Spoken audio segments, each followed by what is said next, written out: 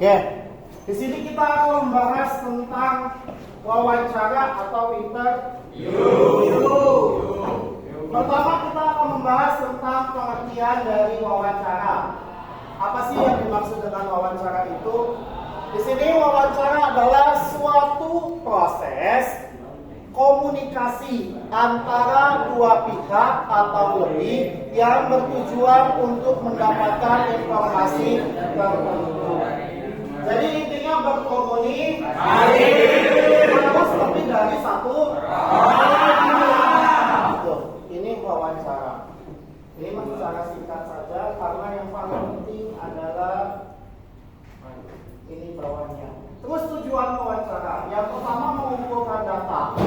Jadi kenapa mengumpulkan data? Karena ketika nanti kalian diinterview, HRD atau manajer ingin menggali data kalian secara rinci. Intinya seperti itu. Baik itu alamat, baik itu kalian ingin di situ mau ngapain, itu pasti digali datanya melalui wawancara.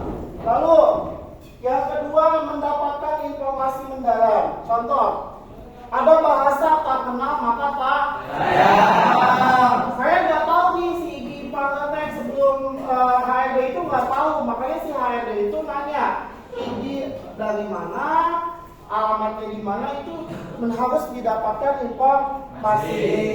Lalu di sana ada evaluasi dan seleksi. Yang namanya wawancara atau interview itu ada evaluasinya. Nanti setelah kalian di wawancara, pasti si HRD akan ngomong kekurangan kamu di mana. Kalau misalkan ya dia seleksinya masuk, berarti ya udah kamu dinyatakan masuk. Kalau tidak, berarti dievaluasi kira-kira kamu kurangnya di mana. Begitupun nanti minggu depan atau 2 minggu lagi, nanti saya akan mengevaluasi kalian kurangnya di mana. Gitu. Yang ketiga, verifikasi fakta. Benar nggak sih apa yang kamu tulis di CV kemampuannya itu? Misalkan contoh si Mehmet di CV-nya itu kemampuannya komunikatif. Benar nggak sih kemampuannya komunikatif itu? Maka digalilah melalui wawancara. Benar nggak dia bisa menyampaikan? Kalau misalkan di sananya di CV-nya komunikatif, tapi pas interview ngablager alias diam, itu berarti tidak paling. Makanya membuat CV-nya harus benar-benar dengan diri kalian. Jangan asal. Intinya seperti itu. Lalu kita lanjut saja. Ini mah nggak usah. Pertanyaan umum yang sering diberikan waktu wawancara. Yang pertama, coba ceritakan tentang diri kamu. Misal, ini pintu. Tok tok tok, assalamualaikum, selamat pagi, bapak, ibu. Kamu gini badannya, jangan gini. Tegak, seakan-akan kalian itu sudah siap. Masuk. Jangan langsung duduk. Diam dulu. Misalnya, silakan duduk. Baru duduk. Sebelum dibilang duduk, kalian jangan dulu duduk. Gitu ya. Terus proses untuk duduk. Proses untuk duduk. Misalkan ini kursi.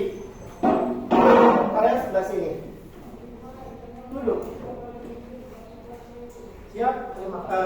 Terima kasih Pak. Duduk. Posisi gini. Tidak boleh gini. Apalagi gini. Komokil. Tidak. Tapi posisi gini. Ini belakang. Tuh. Belakangnya kieu, timbang kieu. Tapi tegak. Seakan-akan kalian itu siap. Ini aja. Tuh. Kan? Tapi jangan grogi. Tidurkan kalian itu biasa saja slow. Tuh. Terus. Misalkan ceritakan tentang diri Anda. Misalkan sini yang nanya, mata kamu ke sini. Langsung. Terus kalau misalkan menceritakan, perkenalkan nama saya, misalkan Dede Septian, itu harus ada body language. Apa? Body language. Bahasa Google mah language. Jadi Bang, perkenalkan nama saya Afif, saya, udah di blacklist itu mah.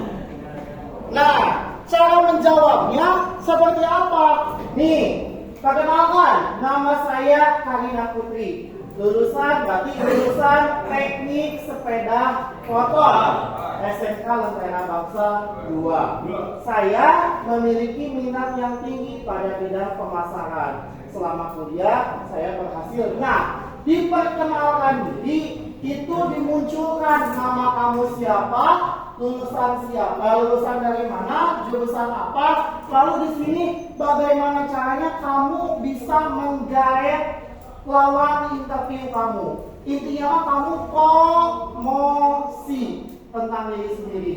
Lanjut, kata-katanya apa lagi? Tuh, di sini memenangkan beberapa kompetensi pemasaran. Selain itu, saya aktif dalam organisasi himpunan mahasiswa dan klub pemasaran. Saya juga bergabung dalam komunitas bahasa Inggris bla bla bla bla sampai sini. Minimal kamu harus buat tentang diri kamu 10 kalimat. Oke? Boleh ya? Oke, dikerjakannya setelah istirahat. Nanti ke Bapak direvisi. Jangan sampai seperti kelas sebelah. Lalapina anu ngumpulkeun cuma gigi semingin doang. Kalau sejena tidak ngumpulkeun. Terus tidak boleh sama. Ya, Afifnya si versi Afif, Dayat versi Dayat.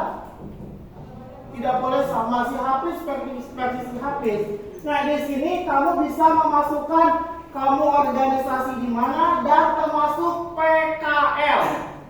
Boleh Pak masukkan PKL? Boleh, dijelaskan di sini. Ya. Tapi ini mah harus misalkan pengalaman kalian ikut lomba, pengalaman kalian seperti apa kan ikut lomba kan di Yamaha disebutkan di sana ngapain aja. Terus di sini yang di rumahnya dapat bola voli atau apapun itu bebas. Ini wajib. Tapi minimal 10 kalimat. Lanjut. Apa hobi kamu? Ini biasanya sering muncul. Hobi, sebutkan cukup yang bersangkut pautkan dengan jurusan. Contohnya, kamu memperbaiki sepeda motor, atau membersihkan karbu, atau mencuci motor, itu salah satu boleh. Harus bersangkut pautkan dengan sepeda motor. Untuk hobi membaca, hobi menonton film, nonton film KB. Tidak boleh seperti itu, ya. Terus yang ketiga, dari mana Anda mendapatkan informasi pekerjaan ini? Saat ini, jadi jangan langsung ngomong dari Facebook Pak. Tidak, harus ada seperti ini. Saya saat ini ini bahkan sedang mencari pekerjaan. Kamu to the point saja. Saya mendapatkan informasi lowongan pekerjaan dari Facebook, misalkan SMK Lentera Bangsa 2. Lalu saya berminat untuk memasuki perusahaan yang Bapak butuhkan sebagai tenaga operator. Cukup segitu aja. Jadi jangan langsung to the point dari Facebook, dari IG, tidak. Tapi harus ada kata-kata pengantarnya. Itu. Lalu selanjutnya, apa kelebihan kamu? Kalau misalkan di sini katanya kelebihan, berarti jangan kemampuan. Ini kurang tepat. Misalkan saya memiliki kemampuan kan di sini, berarti kamu gini aja, saya memiliki kelebihan. Kelebihan teh kamu bisa apa? Gitu kan? Yang ada dalam diri kamu. Untuk sampai saya memiliki kelebihan bisa berbahasa Jepang. Coba Dek perkenalkan bahasa Jepang. Kalau enggak, Dek coba ayo sepeda motor bahasa Jepangan naon, mana bisa, awas ngejawab. Ini harus dibuktikan. Takutnya kamu ditanya. Ya, kelebihan kamu. Jangan kelebihan saya gampang Pak. Oh, tidak bisa itu mah. Kelebihan wajib harus ada dalam diri kalian. Contoh, kelebihannya di sini Saya memiliki kemampuan komunikasi yang baik. Dengan kemampuan ini saya dapat menerima dan menyampaikan informasi dengan baik sehingga mengurangi terjadinya miskomunikasi. Gitu. Terus kan di sini ada yang kerja tidak? Bisa kerja ya? Tapi kerja ya? Pernah kerja? Ya udah. Saya selagi kuliah, selagi saya sekolah, saya bekerja sebagai apa? Sebutkan saja. Nggak apa-apa. Tapi ulah PKL, tapi benar murni ini bekerja, gitu. Ya, kelebihan misalkan si Hafiz kelebihannya bola voli, tapi kelebihan saya mampu bola voli, tapi jangan seperti itu, harus ada kata-kata, gitu. Jadi harus ada gestur, jangan hanya diam. Oke, lanjut. Apa yang kamu ketahui tentang posisi ini? Ini wajib. Ini yang paling wajib. Jangan sampai kalian tidak tahu posisi yang kalian lamar. Gitu. Misalkan di pamflet itu sebagai operator produksi, ya kamu berarti harus tahu operator produksi itu untuk apa. Contoh di sini. Posisi yang saya lamar adalah sebagai content writer. Kamu jelaskan content writer itu sebagai apa. Kalau misalkan di situ sebagai operator produksi, kamu jelaskan operator produksi teh ngawai gawena. Ini harus bisa dijelaskan. Itu, ya. Lanjut. Hanya 10 dulu pertanyaannya. Kenapa kamu tertarik melamar di posisi ini? Kunaon, nah kalian teh tertarik ke situ. Alasannya, misalkan karena saya berpengalaman di PT, waktu saya PKL saya berpengalaman di PT dan jurusannya mirip dengan pokoknya mah ini harus sesuai dengan realita. Kalau kamu misalkan PKL-nya sarua di bagian operator produksi, boleh dimasukkan, tapi harus bisa membuat kata-kata rangkaian kalimat yang baku, yang benar, close. Tidak boleh kata tidak boleh kata loh, jangan. Itu jangan dipakai. Lalu, apa yang kamu ketahui tentang perusahaan ini? Contoh, di sana template-nya itu PT Yamaha, YMMI, Yamaha, bla bla bla bla bla. Kamu harus cari tahu PT ini itu apa, gitu kan?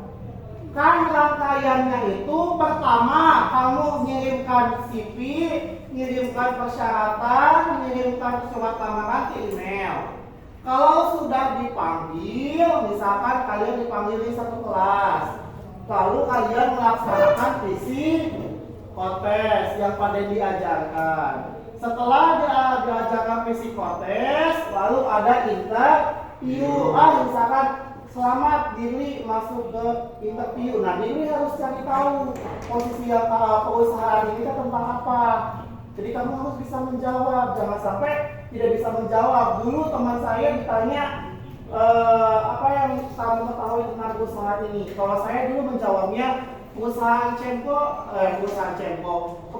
Exxon adalah perusahaan yang besar dan dia membuat sebuah spare part seperti spare part printer, yang dimana spare part itu dibuat di sini dan bisa dikirim ke ekspor. Jadi kita harus bisa merangkai kata-kata. Ini mah jawaban Bapak jadul dulu. Nah, jawaban kalian ala anak milenial itu harus lebih jago. Cari tahunya di mana? Gampang. Di mana? Google. Gitu. Yang penting kamu tahu posisi kamu kerja seperti di mana, mana, dan perusahaannya bergerak di bidang apa, kamu harus tahu. 3 pertanyaan lagi. Total pertanyaan ada 25 ya. Apa motivasi kamu bekerja di perusahaan ini? Kalau dulu saya langsung to the point, motivasi saya bekerja adalah ingin mencari pekerjaan karena saya dituntut sebagai tulang punggung keluarga. Ibu saya seorang janda, bapak saya sudah meninggal, saya ingin mencari sebuah pekerjaan yang bisa menghidupi orang tua saya, terutama ibu saya. Karena ibu saya pernah bekerja di bla bla bla bla bla. Saya jelasin, kayak versi bapak, tapi kan beda banget kalau versi kalian, ya kan? Motivasinya apa kerja di sini? Itu. Lalu, kenapa perusahaan ini mau menerimamu? Nah, ini mah iklan lagi. Iklan. Jadi kalian promosi tentang diri kalian di sini. Kalian punya kemampuan, misalkan nyolder. Berarti kamu sebutkan di sini. Karena saya bisa menyolder, bla bla bla bla bla. Jelaskan, tapi harus relevan dengan yang dilamar sebagai operator produksi. Nyambung tidak nyolder sama bagian marketing, sama bagian marketing? Enggak, berarti sama, karena kan beda, gitu kan?